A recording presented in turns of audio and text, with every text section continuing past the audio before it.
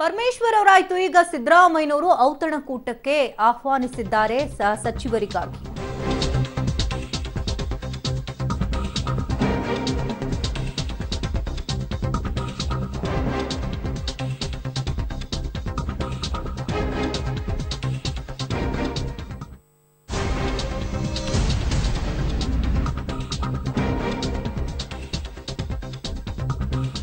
ನಾಡಿದ್ದು ಬುಧವಾರ ವಿಧಾನಮಂಡಲದ ಬಜೆಟ್ ಅಧಿವೇಶನದ ಹಿನ್ನೆಲೆಯಲ್ಲಿ ಭೋಜನ ಕೂಟವನ್ನು ಏರ್ಪಡಿಸಿದ್ದಾರೆ ಸಿದ್ದರಾಮಯ್ಯನವರು. ಬೆಂಗಳೂರಿನಲ್ಲಿರುವಂತಹ ಕಾವೇರಿ ನಿವಾಸದಲ್ಲಿ ಸಚಿವರು ಹಾಗೂ ನಾಯಕರಿಗೆ ಔತಣಕೂಟವನ್ನು ಏರ್ಪಡಿಸಿದ್ದಾರೆ. ಆಪರೇಷನ್ ಲೋಟಸ್ ರಾಕೆಟ್ ಹಿನ್ನೆಲೆಯಲ್ಲಿ ಬಿಜೆಪಿ ತಂತ್ರಕ್ಕೆ ಪ್ರತಿ ತಂತ್ರ ಹೆಣೆಯುವ ಬಗ್ಗೆ ಚರ್ಚೆ ನಡೆಸುವಂತಹ ಎಲ್ಲ ಸಾಧ್ಯತೆಗಳು ಕೂಡ ಇದೆ.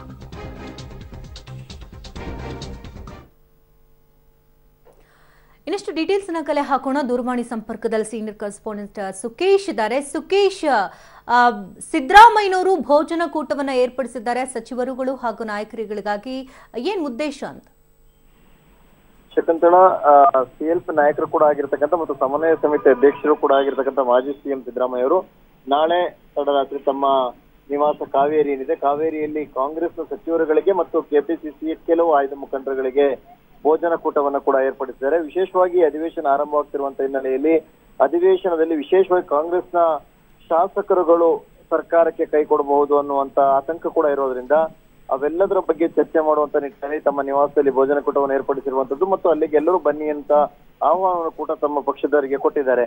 ಬಹುತೇಕ ಅಲ್ಲಿ ಇಡೀ ಒಂದು ಆಪರೇಷನ್ ಕಮಲದ ಬೆಳವಣಿಗೆಗಳು ಮತ್ತು ವಿಶೇಷವಾಗಿ ಈ ಬಾರಿಯ ಅಧಿವೇಶನ, ಅದರಲ್ಲೂ ಕೂಡ ಬಜೆಟ್ ನ ಅನುಮೋದಿಸುವ ವಿಚಾರ ಮತ್ತು ಇದೇ ಸಂದರ್ಭದಲ್ಲಿ ಏನಾದ್ರೂ ಬಿಜೆಪಿ ಅವಿಶ್ವಾಸ ನಿರ್ಣಯಕ್ಕೆ ಕೈ ಹಾಕಿದ್ರೆ ಏನ್ ಮಾಡ್ಬೇಕನ್ನುವಂಥದ್ದು ಹಾಗೂ ಶಾಸಕರುಗಳನ್ನ ಹೇಗೆಲ್ಲ ವಿಶ್ವಾಸಕ್ಕೆ ತಗೊಂಡು ಹೋಗ್ಬೇಕು ಸಚಿವರಂತೆ ಹಿಂದೆ ಕೂಡ ಸೂಚನೆ ಕೊಡಲಾಗಿತ್ತು. ಅದರಂತೆ ಆಯಾ ಜಿಲ್ಲೆಯ ಶಾಸಕರುಗಳ ವಿಚಾರಗಳ ಕುರಿತು ಕೂಡ ಚರ್ಚೆ ಮಾಡುವಂತ ಸಾಧ್ಯತೆ ಇದೆ. ಶಕುಂತಳಾ, ಓಕೆ, ಅಂದ್ರೆ ಆಯಾ ಜಿಲ್ಲೆಗಳ ಉಸ್ತುವಾರಿಗಳಿಗೆ ತಮ್ಮ ಶಾಸಕರನ್ನ ಓಲೈಕೆಗೆ ತೆಗೆದುಕೊಳ್ಳೋ ನಿಟ್ಟಿನಲ್ಲಿ ಪ್ರತಿ ಬಾರಿ ಕೂಡ ಚರ್ಚೆಗಳಾಗ್ತಾ ಇರುತ್ತೆ. ಸೊ ಈ ಬಾರಿ ಏನ್ ಸಲಹೆ ಸೂಚನೆಗಳನ್ನ ಕೊಡಬಹುದು ಅಂತ? ಬಹುತೇಕ ಶಕುಂತಳಾ, ಇನ್ನೊಂದು ಅಂದ್ರೆ ನಾಡಿದ್ದು ಬುಧವಾರದಿಂದ ಇಲ್ಲಿ ಅಧಿವೇಶನ ಕೂಡ ಆರಂಭ ಆಗೋದ್ರಿಂದ ಅಧಿವೇಶನಕ್ಕೆ ಬರ್ತಕ್ಕಂಥ ಶಾಸಕರುಗಳು ಮತ್ತು ಅಧಿವೇಶನದಲ್ಲಿ ಸಕ್ರಿಯವಾಗಿ ಭಾಗವಹಿಸುವ ಸಂಬಂಧವಾಗಿ ಏನೆಲ್ಲ ಅವರಿಗೆ ಹೇಳಬೇಕು ಅನ್ನುವಂತ ವಿಚಾರ ಕೂಡ ಚರ್ಚೆ ಆಗುವ ಸಾಧ್ಯತೆ ಇದೆ. ಮತ್ತು ನಡೀತಕ್ಕಂಥದ್ರೆ ಜಾಯಿಂಟ್ ಸಿಎಲ್ಪಿ ಕೂಡ ಮಾಡುವ ಬಗ್ಗೆ ತೀರ್ಮಾನ ಕೂಡ ಮಾಡಲಾಗಿದೆ. ಅಲ್ಲದೆ 6ನೇ ತಾರೀಕು ಕೂಡ ಎಲ್ಲ ಆಯ್ದ ಕಾಂಗ್ರೆಸ್ ಮುಖಂಡರುಗಳು ಮತ್ತು ಶಾಸಕರುಗಳ ಸಭೆಯನ್ನು ಕೂಡ ಕರೆಯಲಾಗಿದೆ.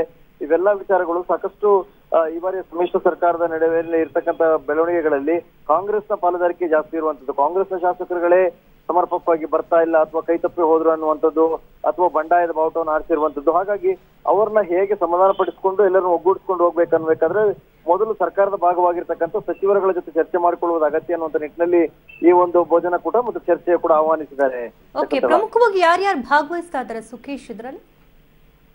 ಕಾಂಗ್ರೆಸ್ನ ಎಲ್ಲ ಸಚಿವರುಗಳು ಕೂಡ ಈ ಸಭೆಯಲ್ಲಿ ಭಾಗವಹಿಸ್ತಾರೆ ಮತ್ತು ವಿಶೇಷವಾಗಿ ಕೆಪಿಸಿಸಿ ಅಧ್ಯಕ್ಷರು ಮತ್ತು ಕಾರ್ಯಾಧ್ಯಕ್ಷರಿಗೂ ಕೂಡ ಆಹ್ವಾನವನ್ನು ಕೊಡಲಾಗಿದೆ. ಯಾಕಂತಂದ್ರೆ ಪಕ್ಷದ ತೀರ್ಮಾನಗಳು ಪ್ರಮುಖವಾಗಿರುತ್ತೆ ಮತ್ತು ಪಕ್ಷದ ಮಟ್ಟದಲ್ಲಿ ಆಗಿರ್ತಕ್ಕಂಥ ಚರ್ಚೆಗಳನ್ನ ಕೂಡ ಅವರಲ್ಲಿ ಮುಕ್ತವಾಗಿ ಹಂಚಿಕೊಳ್ಬೇಕಾಗುತ್ತೆ. ಹಾಗಾಗಿ ಒಂದು ಕಡೆ ಕಾಂಗ್ರೆಸ್ನ ಅಷ್ಟು ಜನ ಸಚಿವರುಗಳು, ಸಿದ್ದರಾಮಯ್ಯ ಅವರು ಮತ್ತು ಕಾಂಗ್ರೆಸ್ ಕೆಪಿಸಿಸಿ ಅಧ್ಯಕ್ಷರು ಮತ್ತು ಕಾರ್ಯಾಧ್ಯಕ್ಷರು ಇಷ್ಟು ಜನರಿಗೆ ಪ್ರಮುಖವಾದ ಕರೆಯನ್ನ ಈಗಾಗಲೇ ಕೊಟ್ಟಿರುವಂತದ್ದು ಮತ್ತು ಅಷ್ಟು ಜನರಿಗೂ ಕೂಡ ಸಿದ್ದರಾಮಯ್ಯ ಅವರ ಪತ್ರವನ್ನು ಕೂಡ ರವಾನಿಸಿದ್ದಾರೆ. ಎಲ್ಲರೂ ಬರ್ಬೇಕನ್ನೋದು ಅಷ್ಟು ಜನ ಭಾಗವಹಿಸುವ ಸಾಧ್ಯತೆ ಇದೆ. ಸುಖೇಶ್, ತಮ್ಮ ಡೀಟೇಲ್ಸ್ಗಾಗಿ